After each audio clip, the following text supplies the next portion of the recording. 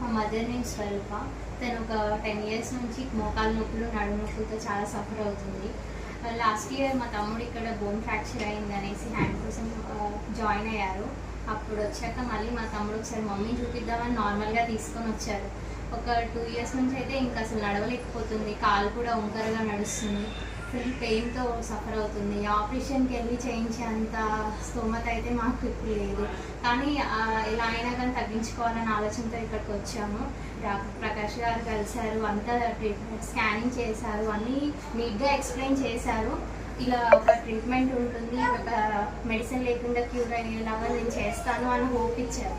So మేము ఒక 10 minutes procedure, మంచిగా కాళ్ళు, చేతులు, నడుము అన్నీ నీట్గా ట్రీట్మెంట్ మంచిగా ప్రాసెస్ చేశారు.